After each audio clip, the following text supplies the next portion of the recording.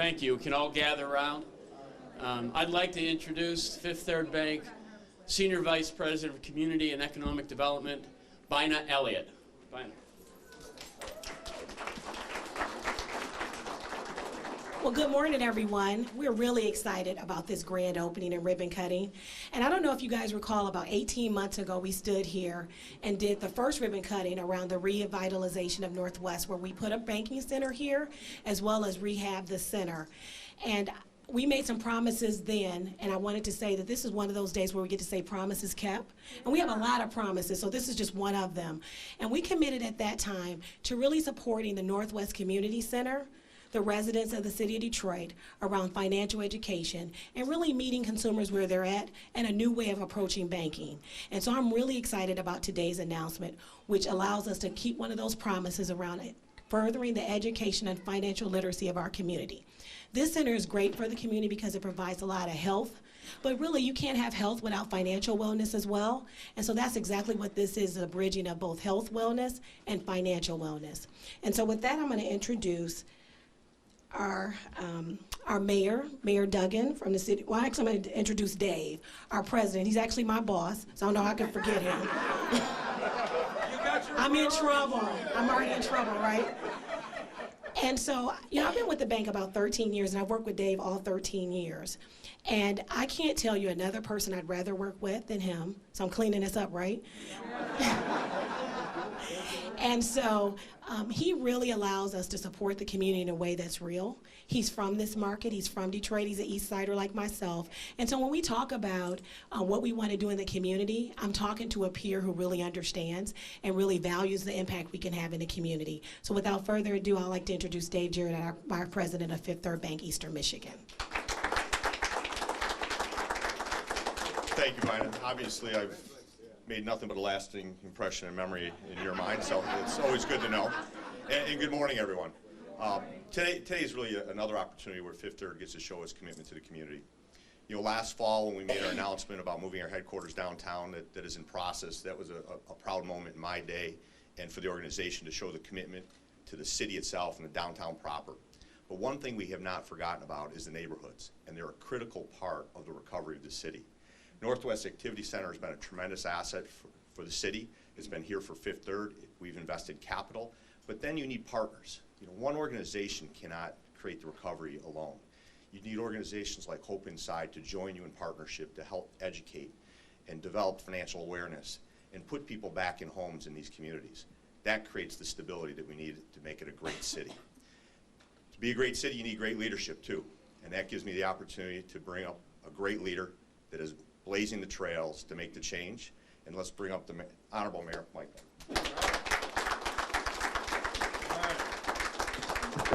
Let's start by giving a hand to Dave Girodat. What he left out of the story is that he is moving Fifth Third Bank's headquarters from the suburbs to downtown Detroit this fall. Dave, welcome back to the city. It's a great partnership with Fifth Third. I got a chance to meet John Bryant last year with some bankers, and he gave me a book, and he autographed his book. I said, okay. I don't know why, but I went home that night, and I read it. And the book is called How the Poor Can Save Capitalism. And when I started it, I couldn't put it down. I sat down in one reading and finished it. And it's a very powerful message, and so he invited me earlier this year to speak at his national conference in Atlanta. I don't normally go out of town, it's kind of busy around here, but I was so impressed. I was a little angry when I got there when I realized that he put me on the program right ahead of Bill Clinton, so I don't know how well remembered my presentation was, but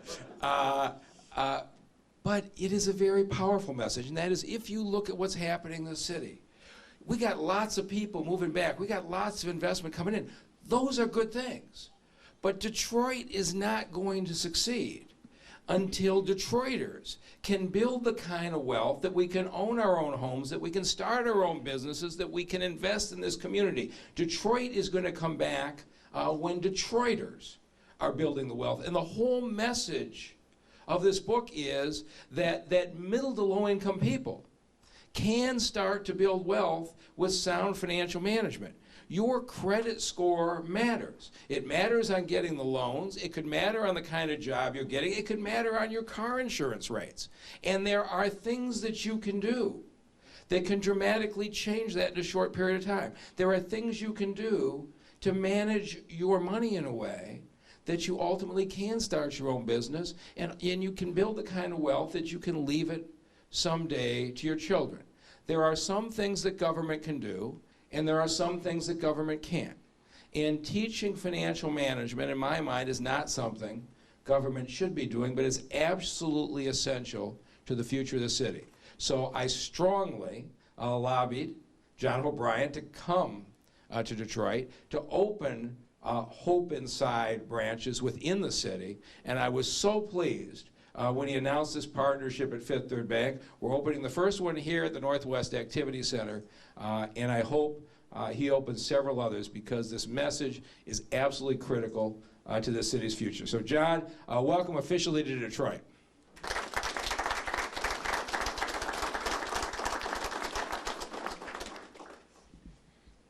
So I have the honor of introducing somebody else who's been tirelessly supporting the city of Detroit and really was the architect of the Bank on Detroit program, which is really a value partner in this, a really indispensable partner.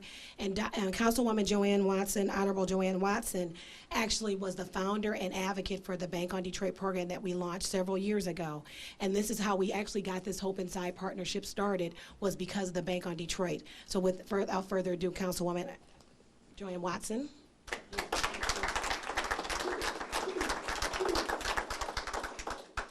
My thanks to everyone here. I certainly want to say thank you to the great mayor of the city of Detroit, Mike Duggan. Thank you very much. Thank you to John Hope Bryant, Operation Hope. Thank you to Council President Pro Tem Cushing Berry.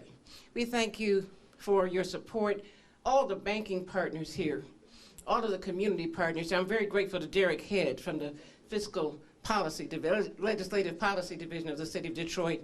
Very grateful to Michelle Hurstberg. We would not be here had it not been for the wonderful, tireless work of Michelle Hurstberg, who's working with You Snapback and Focus Hope and Southwest Solutions and New Detroit Incorporated and the NAACP and the Detroit Alliance for Fair Banking and the City of Detroit, the Law Department, the Planning and Development, everybody who's had their hands in to make sure that 1/3 of our citizens who right now do not have banking connections with any entity, who are cashing their checks at the corner store and losing 30 cents on the dollar with every check. That's what Bank on Detroit was started for in 2009. So we're so grateful to be here. And I thank God for everyone. I thank God for Ryan Mack and everyone with Operation Hope, all the board members with Bank on Detroit, and everyone who's had a part in making sure that we could be here today for this ribbon cutting. God bless you all. Thank you for being here. And how we can improve our communities. And just to show you the commitment, we actually had somebody physically there from the White House to talk to us about how important Detroit was to the recovery of the United States. And so we have Cliff Kellogg from the White House liaison for the city of Detroit to talk about this program. And so with that, I'll introduce John Hope Bryant.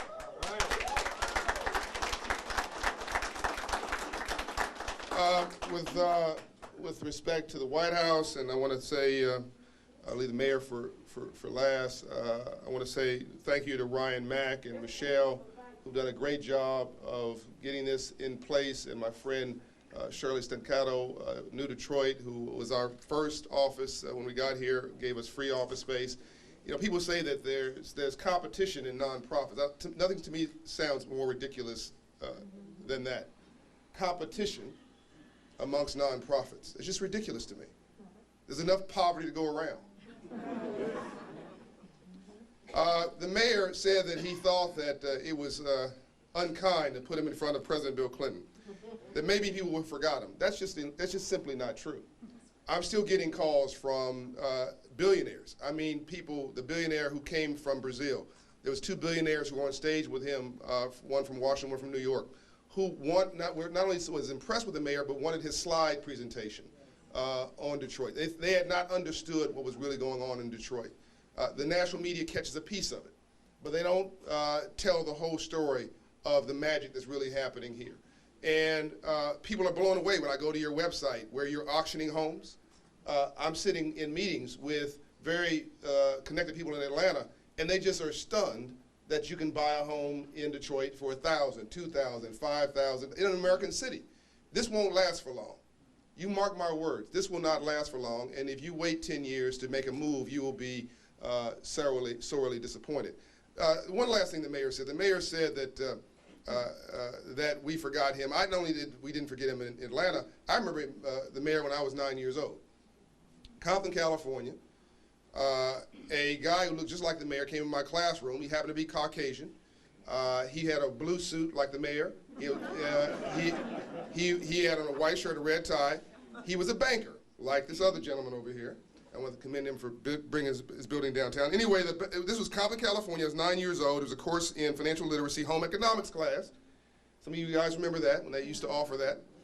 And I'm sitting there, sort of disinterested, and the guy started talking, and by the second session, he had my attention, and I asked him, I said, "Sir, what do you do for a living? And how'd you get rich legally?" And I was very serious. You see, nobody in my neighborhood wore suits. Nobody in my neighborhood had business cards. Nobody in my neighborhood was on a salary or was an entrepreneur. I was serious.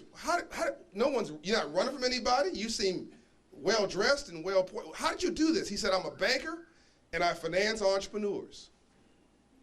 I said, "Sir, I don't know what an entrepreneur is, but I'm going to be one." I was 9 years old. The next year, I borrowed $40 from my mother, opened the neighborhood candy house in South Central LA, in Compton, California, and put the liquor store out of the candy business. I made $300 a week when I was 10 years old. And I'm an entrepreneur today because of that experience when I was 9 and 10 years old, respectively. And I started dreaming, and this never stopped. So what does that have to do with this? Everything. I was talking on the way here with a guy named Jim Simmons, and he African American, and he said that his mother and father bought a home, Mr. Mayor, and they refinanced that home 7 times over the last 30 years. And they put their kid through college. And they started a small business. That home has really literally paid for the American dream. But if they had just rented 30 years ago, not only would none of those dreams be fulfilled, but they would have no control over their cost of living. And arguably, they'd have been raising a window and just throwing all that money out to pay for somebody else's way of life. But where did that tradition come? Where did that tradition go of home ownership? I mean, that's your personal hedge fund. That's your hedge against poverty, owning your own home. And anybody who doesn't think that Detroit, across the street from Canada, that beautiful waterfront, this American city that used to be 60 years ago, the richest city in the world. Richer than London, richer than Paris. This was the richest city on the planet. Here's the news flash. This is not an inner city community. This is centrally located real estate. South Central LA, centrally located real estate. 15 minutes from the beach, 10 minutes from downtown, 15 minutes from the ports. Think about this is centrally, people are moving back in quietly into downtown Detroit. The guy from Quicken's not doing all this just because he loves Detroit. It's a very solid, God bless him, it's a very solid business investment. They aren't growing any more land.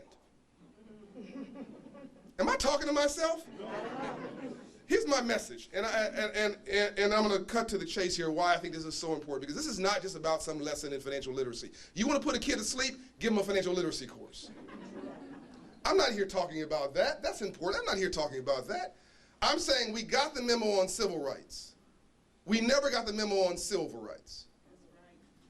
You get that? Yeah. Now, 1865, March 3rd, Abraham Lincoln signed legislation creating the Freedmen's Bank. The Freedmen's Bank's mission was to teach freed slaves about money. He was killed 5 weeks later. Frederick Douglass ran the bank, tried to save it, put $10,000 of his own money into it. It failed on his watch, his only failure. When it failed, he said the failure of this bank did more to set freed slaves in America back than 10 more years of slavery. You pop your fingers, and you fast forward 100 years to Dr. King in 1968 in Memphis, Tennessee. And that wasn't about black people, by the way. What did Dr. King say? There's more poor whites in America than poor anybody else. And whether you're white, black, red, brown, or yellow, you want to see some more green. Today, you deal with class, you get race for free. We keep having this silly conversation about race, arguing with each other about race, and folks are robbing you in plain sight from your own opportunity. This is not a white mayor. I don't know where that got in somebody's head. You better see a green mayor. I made him an honorary black man. I think he's pretty cool. And as long as he's coming to the hood and doing things for your community, he should be your best friend. Period, full stop.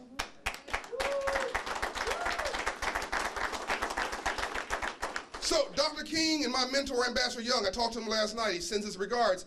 Dr. King was killed on that balcony talking about poverty and never got to Washington. So here's my memo, ladies and gentlemen. It's not like you got the memo on free enterprise and capitalism and you screwed it up. You never got the memo. And there's a memo on capitalism and free enterprise and ownership and opportunity and banking. And my mission is to deliver that memo. Now let me get very practical, talk about what's going on right here. Neighborhoods I'm concerned about, whether they're black and brown urban, or white rural, or outside of a military base, where there's all races, here's what you see. A check casher next to a payday loan lender, next to a rent-to-own store, next to a title lender, next to a liquor store. Now, newsflash, that is not racism. That's target marketing. They're targeting, listen now, a 500 credit score customer. It's negative behavioral economics.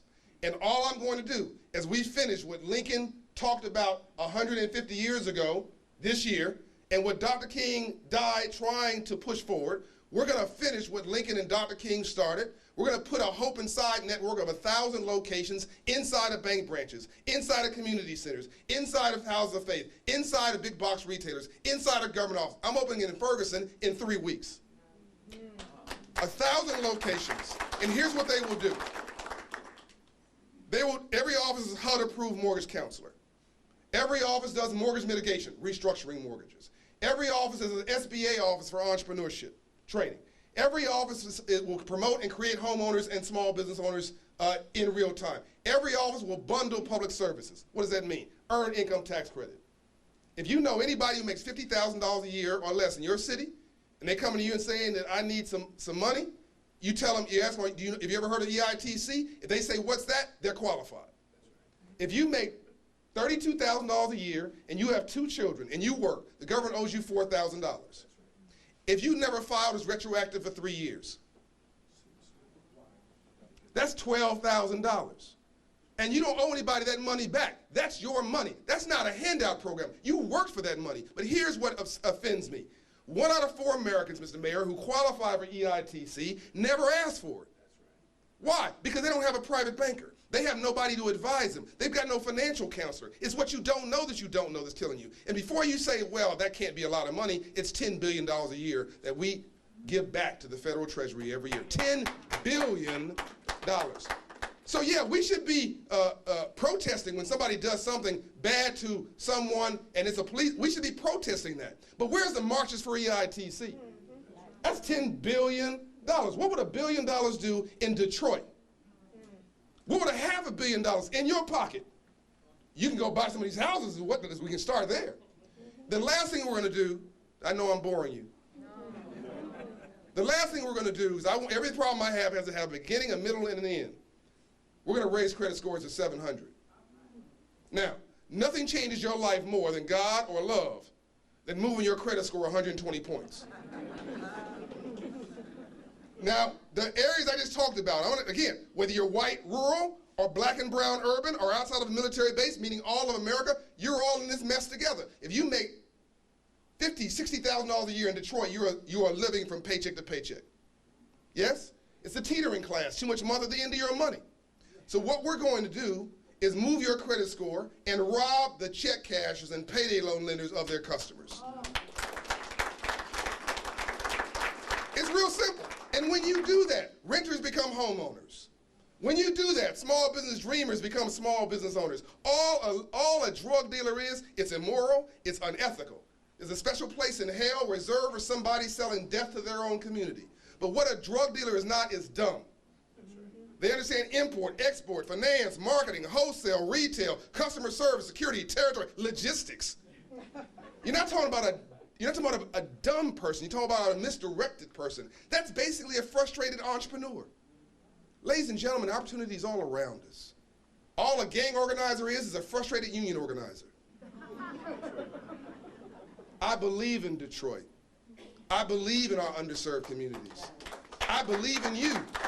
There's nothing wrong with you, except you never got the memo. So it starts right here. It starts right after this press conference. We're going to get to work. We're going to start helping people help themselves. Now, before you start saying, well, I'm dreaming, I am a dreamer, by the way. I'm a dreamer with a shovel in my hands. Before you start saying I'm dreaming, we've been moving credit scores 80 points in 10 months.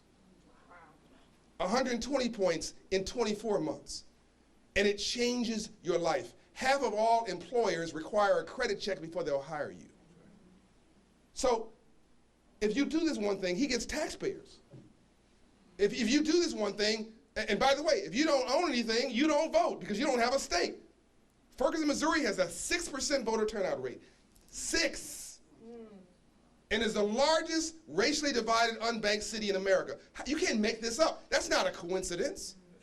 So we got to stop being a statistical anomaly. We've got to stop being predictable. We got to start doing something normal like creating homeowners and small business owners and entrepreneurs and letting these kids in school aspire to not just go get a job, but go create one. I'm done.